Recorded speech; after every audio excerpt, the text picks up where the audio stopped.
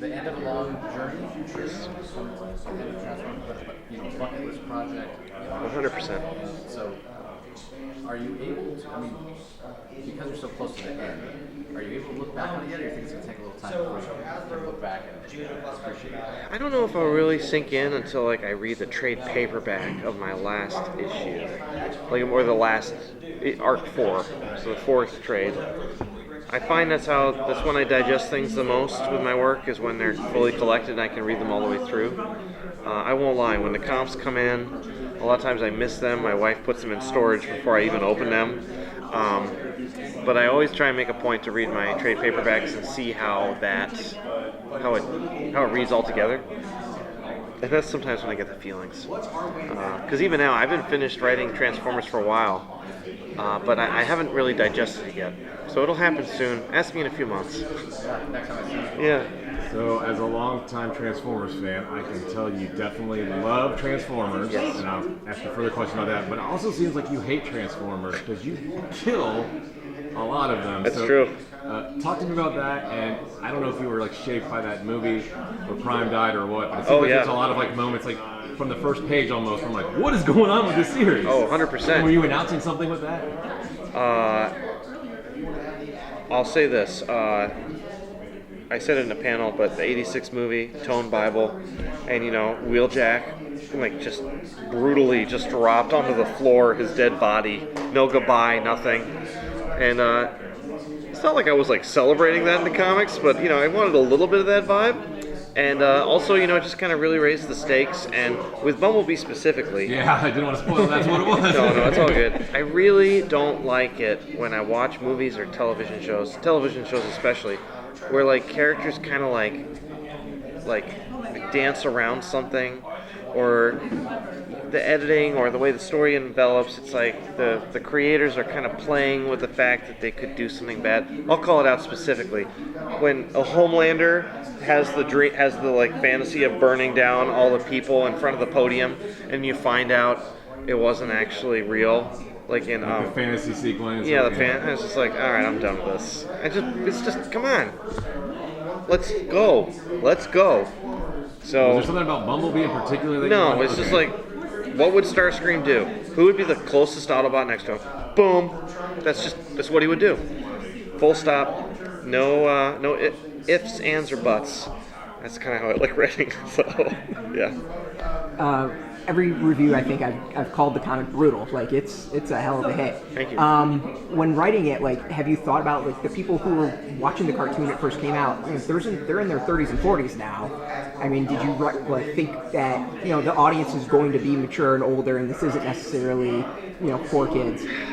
The only thing that I was thinking about when it came to the audience was making sure that we had a good on-ramp for everyone to be able to enjoy the story with issue 1.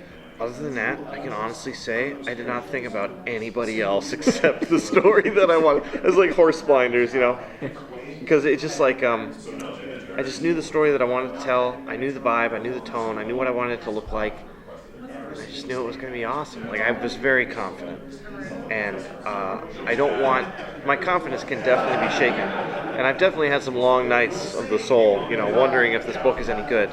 But I don't think about the market or who might be reading it, who might not. I'm just making something that I hope is special and that I believe in, and hopefully that'll translate to people getting excited about it.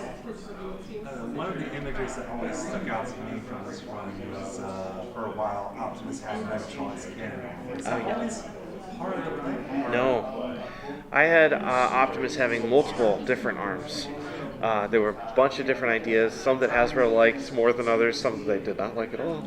Can you spoil on what those were going to be? One was, sure. Skywarp's head on a chain, like connected to his arm. I don't know why Hasbro wouldn't sign off on that. I know, Hasbro was like, it's a little dark, and I was like, really? Okay. And I had actually drawn, this is a repeat of the panel, but I'll say it again. So I was workshopping different things that might fly, and I had drawn Optimus with a Megatron cannon, being like, no, there's no way they'd say yes to this. And I was like, Sean Makowitz actually pitched to me a few months later, what about the Megatron cannon arm? And I was like, I would say yes to that, and we got it through. So it actually worked out. It was kind of like the Bumblebee thing, where Hasbro just kind of really kind of had the vibe that they wanted, and everything just kind of fit together. Very simpatico. So they don't mind you killing people off. Hasbro not really, no. Yeah, they've been pretty chill about any sort of deaths. I think they know it's comics too. So nobody gets revived in my story, but I can't speak to what will happen in the future. Yeah, I mean, it really is. A lot of things like kind of more complicated story. Sure. Than you would get in this cartoon. Different options. And the cartoon's all Autobots how to get along. That's not necessarily the case. Is that fun for you to have even people on the same team that are kind of going at each other at times? It is. I just, depth of storytelling, getting to go a little deeper than maybe the show would allow. And yeah, like, I wasn't really thinking about it, but for myself as a fan, like, well, I know that I don't really want to watch the TV show. I don't really get anything from it now, except for the designs and the nostalgia. But I do want to see these characters that I love in like new circumstances that kind of like not challenge me as an individual, but like that I can get excited about. So this comic was kind of the goal of that, And I do still deeply appreciate the movie, the '86 movie. Like it feels darker, feels whether it was from like cold capitalist must dump one line of toys for the next. I don't know, it just works for me. I think I'm going to probably rent out a theater and invite my friends to watch it as a celebration for my last issue.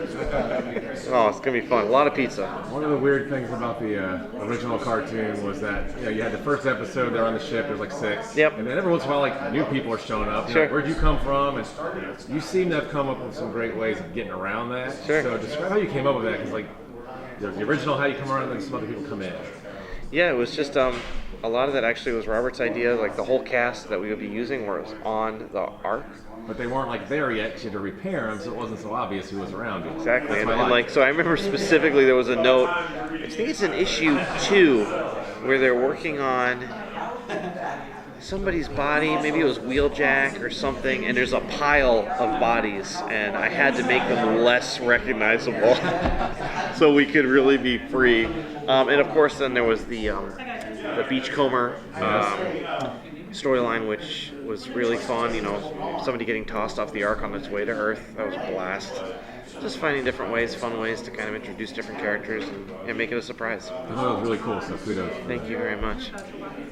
So one of the interesting kind of going with that is you seem to address a lot of the holes in the cartoon. Oh, sure. I mean, the fact that they are energy, like they don't have the power to do what they want. Yeah. Like it's not unlimited. And was that something that you really thought about? Like it always irritated me watching the cartoon, but you seem to have addressed it really well. Yeah, because like the energy is kind of the MacGuffin. Right. Energon is the MacGuffin that kind of drives things forward. Like everybody kind of wants it, and it's a great story excuse to be like, we can't do that. We don't have enough Energon. So just logistically, as a vessel for storytelling, that was just really great, and I was very thankful for that.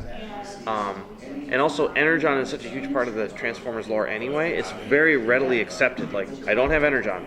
That sentence is accepted universally by comic book fans across the world, and it just helps me tell the stories I want to tell in a more efficient way, and just great for making fight scenes. So. I love that you kind of layered in Megatron's appearance. Like it should show up in kind of what's this called, some kind of direct from Yeah. So was that always the plan, or did you want to use it earlier on? The plan was to push Megatron's appearance as far away from the beginning as possible. I don't know if maybe it was like Arc 2, maybe he was going to show up, maybe originally, but just the way the story evolved, it just really worked for him to show up when he did at the end of Arc 3, right? Yes. Yes. So that was pretty organic, and it was kind of just figuring things out as we went. But it was before I even started. Skybound was like, we really would like Megatron to not be here at all. Oh, they didn't want him either. No. To let other characters grow, or because Megatron fatigue, or what's going on with it? Oh, not Megatron fatigue. I think it was just one of those things where it's like, hey, it's like an air of mystery, where it's like culturally and contextually, everybody's thinking, where is Megatron? And just like building the tension from that. It was really cool. A great idea. Once I heard that, I was like, 100%, I love it. I was bummed I didn't get to draw Megatron a ton, but that's a small price to pay for what I feel is an incredible payoff, and especially coming up at the end of Arc 4. We got a 2-issue version of Starscream. Yes. He was always the character of the cartoon. So whiny, you just love to hate him. But you kind of made him sympathetic. Like, I kind of felt bad for him, when he went through whatever. And how so much I was building that. That was awesome. And I didn't really want to redeem Starscream. I just kind of wanted to explain where he came from and kind of hinting at maybe some sort of otherworldly power that Megatron has when it comes to that gun mode and choosing Starscream as that vessel. So it did multiple things at once, and I'm really happy with how it came out. Yeah. Thank you. Well, I don't know if it was your answer or the answer of the panelists, but it was discussing, is there a character that you just couldn't get in that you really wanted to? Grimlock, the Dinobots. Is that your answer? Yeah, that is officially my answer, actually. Because everyone in the audience is like, we want the Dinobots. I know.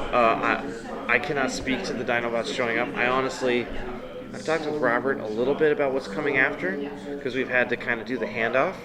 But as far as I know, no Dinobots yet.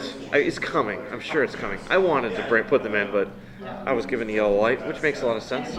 And so, I don't know. But I will be reading and actively awaiting Grimlock. And I'm going to be doing covers for a while, and the goal is to stay on Transformers covers as long as I get to draw Grimlock. So if they keep pushing it out, they'll get more covers. Maybe. I probably shouldn't say that out loud, but here we are. I'll never say never. Never say never. So there's been an interesting shift in some of the characters, right? The Optimus, we kind of get hints that he was much more brash when he was younger. Sure, yeah. Alita is cold-blooded. Yeah. And then you've got Ultra Magnus, who's straight up PTSD. Yeah. How much did you want to go in and change up characters and explore different aspects of them? I was just kind of trying to place the characters in different situations and see how they react differently. Being tortured for 200 years has got to mess with your mind a little bit. Poor Ultra Magnus. Sorry, bro. Alita's been stuck fighting a guerrilla war for however many years without Optimus, feeling abandoned. And Optimus is torn between this new place that he loves and his old home and trying to make everybody happy at the same time, which is virtually impossible. And but he has this drive and vision and desire to still care for every single thing around him to the point where it's impossible, seemingly impossible. So some would say naive. I don't think I would say that, but other characters would, and it just makes this great tension amongst all Autobots, kind of like you're saying. So just a blast to write, and honestly, all those the things I all kind of mentioned, except for Ultra Magnus getting tortured, they're all kind of in the Transformers vibe, not lore, but there's been so many iterations of the characters, so many different comics, TV shows, animated, movies, whatever. I'm just kind of pulling from the air almost when it comes to the Transformers contexts. And it really is a great way to tell stories because people have an expectation and allows me to either run with what people expect or maybe run counter to it as well. So, same thing happened with Thundercracker, from the IDW days. And I was something that I really loved about the character. And I was like, I don't know if I need to do anything different here. It just really fit with the story I was telling, and I'm happy it came through that way. I love when Jorge comes on. Yeah, it was so good. How do you come on the books? And how it's such Yeah, I mean, Skybound was the one that did the official green light on Jorge, which I was super excited about because I loved his work, and he's, of course, knocked it out of the water, just as you said, knocked it out of the park. Or the water. I'm thinking about, you got me thinking about Shockwave and torturing Ultra Magnus, which happens in everything happens kind of in the Pacific Ocean. Anyway, it was tough at first because I was having to write basically the end of Arc 1 and be outlining Arc 2. And then before I was done with the art of Arc 1, I was having to write Arc 2. So things were like really coming down the pipe all at the same time. So, I did my very best with issue 7. Jorge came along and just hit a grand slam. And he's so easy to work with. He's amazing. We just got the inks for issue 24. They are blow away. They're just so good. It's all so good, man. And Mike Spicer too, just with on my lines and Jorge's, just elevating every single thing. It's so bright, so vibrant, so much fun. Love it. Yeah, Jorge does that thing with the ink splatter. We're talking about machines fighting stuff. Yeah, totally. So, making that transition bringing something else on, it's always a challenge, but was it easier vibing with something? I mean, creating comics is already kind of a solo thing, when you're writing and drawing. Now you have a collaborator on the story beats a lot, so, did you enjoy it more? Is it different? I would say it's different. I'd say maybe my scripts are a little more detailed than when I draw them. I draw pretty much full scripts. I write pretty much full scripts for myself when I'm drawing something, so it wasn't too big of a difference. Every once in a while, I would make like a little map, like on the Pacific Ocean when that big battle was happening. I was like, Optimus Prime's here, and Ultra Magnus is over here, and the portal's right here. And literally just drawing it out for Jorge. And if there was something that I really specifically wanted, I'm thinking now of the end of the moon sequence with Beachcomber, where we show time passing by the panels getting skinnier and skinnier and skinnier. That was my idea, and I actually sketched that into the script and followed it to the letter. And there's been a few times where he's like, hey, I had this other idea, and what do you think? And we've gone back and forth a few times, and it's just been amazing. He's just really good at storytelling. He's really cinematic, and he gets it. I don't need to explain things to him. So he just makes my life very easy, which I'm very thankful for. Thank you, Jorge. Transformers is part of the Energon Universe. Sure. And when you read it, you kind of see how they start connecting even early on. How do you make sure your titles interact, kind of flow together, crossover stuff, or you get into details, hey, work this guy in here? Like, what's going on with that? The only mandate that I had to do was put Duke in issue 2. That's what I was talking about first. Yeah, which I was really happy to do, because I was just like, oh, this would be a fun little shout out, which doesn't get in the way of the story, So that was really fun, but honestly, except for the Duke scene, I was just like kind of left to my own devices, I think Skybound's done a really good job of kind of having these 3 different titles go in their own direction, and eventually they are going to more severely interact, but I think Robert was very smart in just kind of wanting a Transformers title that really carried on by itself for a long time in a way that doesn't need any other support or anything, so super exciting, and I had a great time. I didn't really have to do much, is what I'm saying. My job was easy. Yeah. So one thing that has stood out to me is, from the cartoon, I always got the feel that Optimus was just the ultimate leader, right? Like, just no one questioned him. And in yours, you've got a lot of people questioning him. You had Cliffjumper early being like, why? And then you've got Alita. Ratchet too. Ratchet, like everyone has questioned him. Yeah. Was that kind of important to maybe bring him down a peg and maybe ground him a little bit more? Yeah, definitely. I was taking, Megatron, Optimus Prime has this kind of, like I was kind of talking about before, almost a naivete. I was trying to push that to the test and see just how far it can get stretched before something blows up in his face or someone else's. So that was definitely intentional, and I'm glad you picked up on it. All right, last one. All good. Favorite scene? Favorite scene to write? Yeah, favorite scene to write.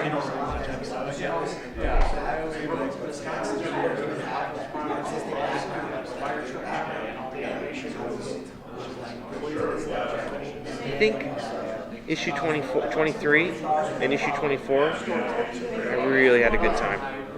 By that time, I was kind of like really almost on the off-ramp. Like you're sliding down the slide.